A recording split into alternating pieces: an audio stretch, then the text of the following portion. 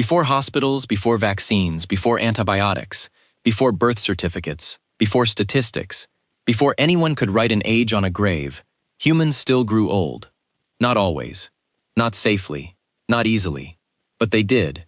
Some ancient people lived long enough to lose teeth, raise grandchildren, remember droughts, teach stories, carry scars, and become the living memory of their group. And yet there is one number that keeps getting repeated, as if it explains everything.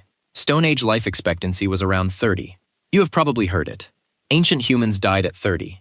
People in the past were old at 30. Your ancestors barely survived into adulthood. It sounds simple. It sounds scientific. It sounds like proof that modern humans live in a completely different biological universe. But the number is one of the most misleading facts in human history. Because yes, in some ancient and pre-modern populations, average life expectancy at birth could be very low. Sometimes around 30. Sometimes even lower. But that does not mean most adults were collapsing from old age at 30. It does not mean a 35-year-old hunter-gatherer was considered ancient. It does not mean the human body was designed to expire after 3 decades. The truth is darker, and also more interesting. The number is low because so many children never survived long enough to become adults. That is the part modern people struggle to understand. The past was not a world where everyone aged faster. It was a world where death came early, for too many people before aging even had a chance to begin. So when did ancient humans actually die? And how long could they live if they survived childhood? To answer that, we have to separate two very different things: life expectancy at birth and life expectancy after surviving the dangerous early years. These are not the same, not even close. Life expectancy at birth is an average. It includes every newborn. The child who dies the first day, the child who dies at 2, the young mother who dies in childbirth, the hunter who dies from infection, the elder who reaches 70. All of them are placed into one calculation. Then the average is taken. That average can be brutally low even when many adults live long lives. Imagine a small group of 10 people. 5 children die before the age of 5. The other 5 survive and live to 70. What is the average age at death? Not 70. Not even close. The average comes out around the mid-30s. But did anyone actually die of old age at 35? No. Half died as children. Half lived to 70. The average describes a tragedy, but it does not describe a normal adult lifespan. That is what happens when people say ancient life expectancy was 30. They are often reading a number without understanding what dragged it down. Infant death, childhood disease, birth complications, infections, accidents, malnutrition, violence. A dangerous world taking people before adulthood. Now place the first point on the map in a small ancient camp. A child is born. Everyone hopes. Everyone watches. The first days are dangerous. The first months are dangerous. The first years are dangerous. There are no incubators, no antibiotics, no vaccines, no modern surgery, no emergency transport, no clean hospital ward. A fever can become fatal. A bad birth can kill mother and child. A wound can become infected. A cough can become pneumonia. Contaminated water can kill. A shortage of food can hit children first. In the ancient world, childhood was the narrow bridge.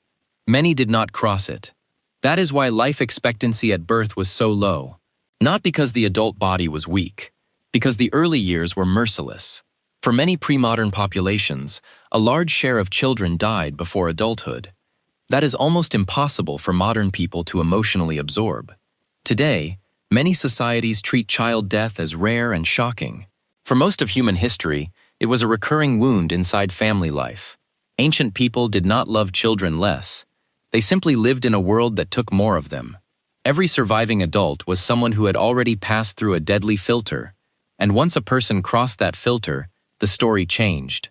Studies of small-scale hunter-gatherer and horticultural populations show that people who survived childhood could often live into later adulthood. Not everyone, not safely, not with modern medical protection, but enough that old people were a normal part of human societies. Elders existed, grandmothers existed, old hunters existed, old storytellers existed. People in their 60s and 70s were not impossible miracles. They were part of the human pattern. This is where the popular myth collapses. The ancient world did not have one lifespan. It had 2 realities. A terrible risk of dying young. and a real possibility of living old if you survive the first dangers. The average hides both. Now we have to ask the darker question. What killed people? The first answer is children. Not as killers, but as victims of the world. Birth itself was dangerous. A baby could be born too early, too weak, in the wrong position, unable to feed. A mother could suffer bleeding, infection, or obstructed labor. In a world without modern obstetrics, childbirth was one of the great dangers of female life. A single birth carried risk. Many births across a lifetime multiplied that risk. Pregnancy was not simply a private event. It was a repeated confrontation with death. And for infants, the dangers continued after birth. Their immune systems were new. Their bodies were small. Their reserves were limited. A disease that an adult might survive could kill a child quickly. A hungry season could weaken them. Dirty water could take them. A fall, a bite, a fever, a rash, a cough, any small thing could become final. This is why the myth of 30 is not just wrong. It is emotionally misleading. It makes the past sound like adults died early from ordinary aging. The real story is that too many children died before they could become adults at all. Now move the map from hunter-gatherer camps to early farming villages. Here, something surprising happens. Many people assume agriculture immediately made humans healthier. More food, more stability, more children, more civilization. But the early farming transition was not a simple health improvement. Skeletal evidence from many early agricultural populations shows signs of stress, shorter stature in some places, more dental disease, more nutritional problems, more infections. Why? Because farming changed the human environment. People settled closer together. Waste accumulated. Water sources became contaminated. Domesticated animals lived near humans. Diets often narrowed around staple grains. Populations grew denser, and infectious disease found a new home. Small, mobile hunter-gatherer groups had plenty of dangers, but they were less suitable for many crowd diseases. A disease that needs a large population can burn through a small, isolated band and disappear. But a village, then a town, then a city, gives infection something it loves: density, contact, waste, animals, new hosts. So civilization did not simply defeat death. At first, in some ways, it invited new forms of it. That is one of the great ironies of human history. Farming helped create more humans, but many of those humans may have lived in worse health than the foragers before them. The second great killer was infection, and this is where modern people forget how recent safety really is. Before antibiotics, a small cut could become deadly. A tooth infection could spread. A childbirth infection could kill. Pneumonia could take a strong adult. A wound from hunting, fighting, falling, or working could turn into sepsis. Today, many infections feel routine because medicine can stop them. For most of history, the body had to fight alone. If it lost, death could come quickly. This is why ancient mortality was high even when people were strong. The gap between ancient and modern survival is not mainly that ancient bodies were inferior. It is that ancient people lacked interventions. No antibiotics, no vaccines, no blood transfusions, no sterile surgery, no modern emergency care, no safe C-sections, no insulin, no intensive care. The body was similar. The tools were different. Now add accidents: an animal attack, a fall from a tree, a broken leg far from camp, a snake bite, a drowning, exposure to cold, a fire accident, a hunting wound, a cracked tooth, a deep cut. In the modern world, many of these are survivable. In the ancient world, they could change everything. A broken bone might heal badly. A wound might infect. A disabled hunter might need care. A mother with an untreated complication might die. Death was not always dramatic. Sometimes it entered through a small opening in the skin. Then there was violence. This part is debated, and it varies widely by place and time. Some ancient communities show evidence of conflict, trauma, raids, and violent death. Some researchers argue that violence accounted for a significant share of adult male deaths in certain prehistoric or small-scale societies. Others warn that we must not generalize from unusual sites or from modern groups under pressure into all of prehistory. Both cautions matter. Ancient humans were not peaceful angels, but they were not all trapped in constant war either. The truth depends on landscape, resources, population pressure, social relationships, and historical context. Still, Violence was one of the risks adults faced, and unlike child mortality, it could strike people who had already survived the dangerous early years. So the ancient adult lived with many threats: infection, childbirth, accident, violence, hunger, exposure, disease. But if they survived those, they could age. And when they aged, their bodies show something familiar. Archaeologists find ancient skeletons with osteoarthritis, dental wear, lost teeth, healed fractures, degenerative changes, signs of long use. These are not the bones of a species that always died young. They are the bones of people who lived long enough for the body to wear down. The ancient elder was real, not myth, not exception only, real enough to shape human society. Now move the map to a hunter-gatherer camp at dusk. An older woman sits near children. She may not have an infant of her own anymore. She may no longer be in her reproductive years. But she knows where tubers grow when rain fails. She knows which plants are safe. She remembers who is related to whom. She remembers old conflicts. She remembers a drought from decades ago. She watches grandchildren. She teaches. She warns. She helps the next generation survive. This is the heart of the grandmother hypothesis. Humans are unusual because many women live well beyond their reproductive years. In evolutionary terms, that needs explanation. One powerful idea is that post-reproductive women helped descendants survive by providing food, care, knowledge, and support. Grandmothers made grandchildren more likely to live, and if grandmothers helped survival, then long post-reproductive life could become part of the human pattern. That matters for the myth. If humans truly and normally died at 30, there would be little room for grandmothers to shape evolution. But they did shape us. The existence of human elderhood is written into the way families work. Aging was not a mistake. In many cases, it was a resource. An elder could be slower but wiser, less physically powerful but more knowledgeable, unable to run far but able to remember where water remained last time the dry season was this bad. In a world without writing, old people were archives. When an elder died, a library burned. That is why the real ancient lifespan story is not just statistical. It is social.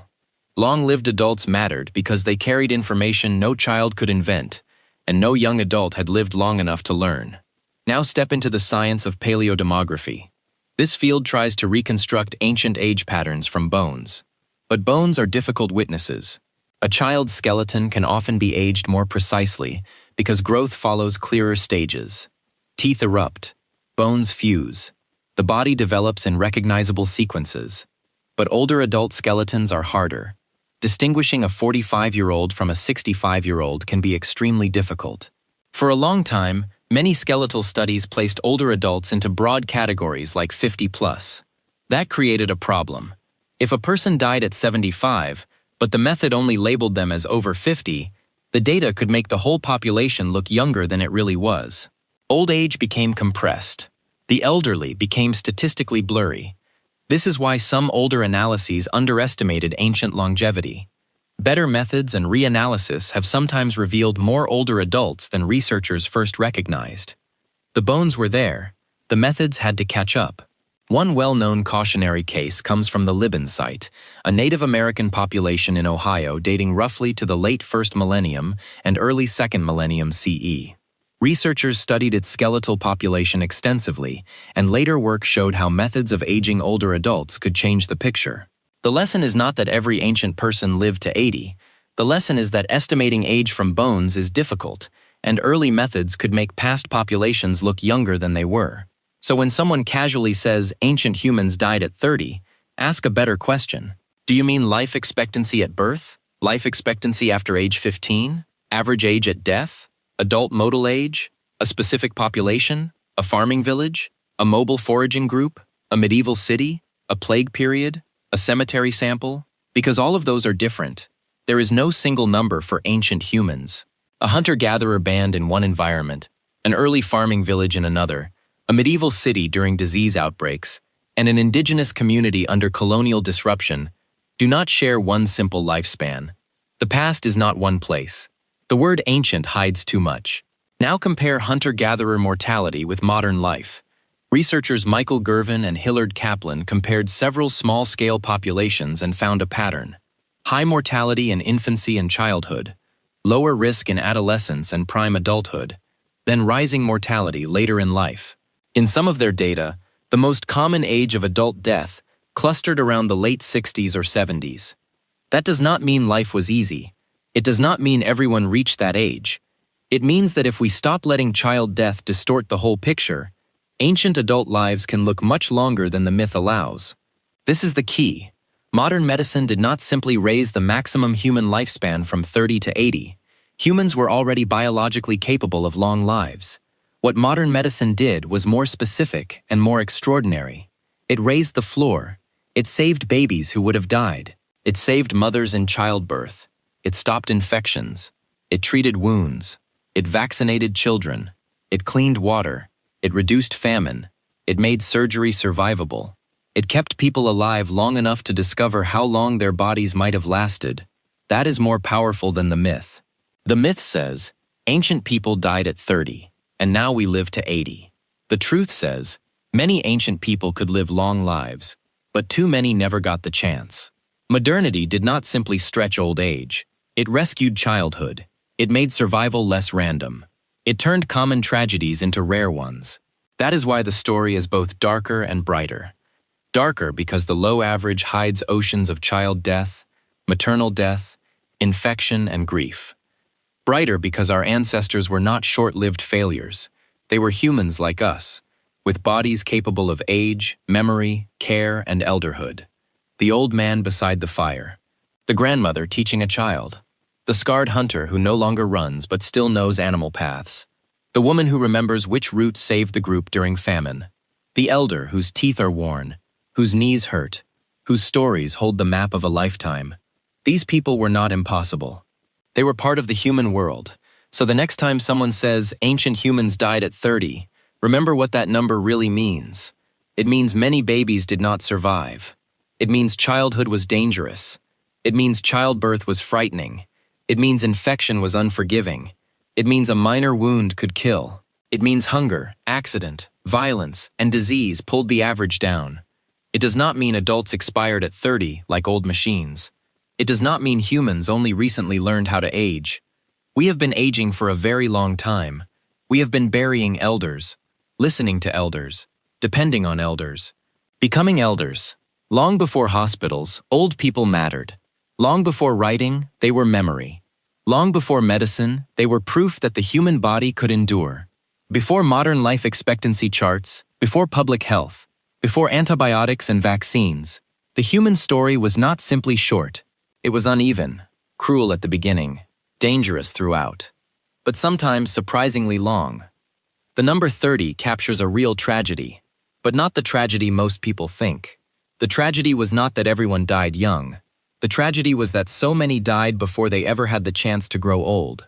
And that changes the whole meaning of modern progress. The greatest achievement of medicine is not that a few humans can now reach old age. Ancient humans already could. The achievement is that many more of us now get the chance. More children live. More mothers live. More wounds heal. More infections end. More people reach the age where memory, wisdom, and age can finally do their work. So when you imagine ancient humans, do not imagine a camp where everyone is 30 and dying of old age. Imagine a harder truth. Children who had to survive a dangerous bridge. Adults who carried scars from a world without medicine. Mothers who faced birth with courage because there was no safe alternative. Elders who sat beside firelight with worn teeth, aching joints, and knowledge younger people needed. The past was brutal, but it was not biologically simple. Humans were not designed to die at 30. Humans were designed to survive if the world allowed it. And for hundreds of thousands of years, some did. They survived childhood. They survived wounds. They survived hunger. They survived childbirth. They survived infection. They survived long enough to become the people others listened to when the fire got low and the night became dangerous. That is the real story behind the number. Not that ancient humans could not live long, but that living long had to be one. One birth, one fever, one wound, one winter, one child, one dangerous year at a time.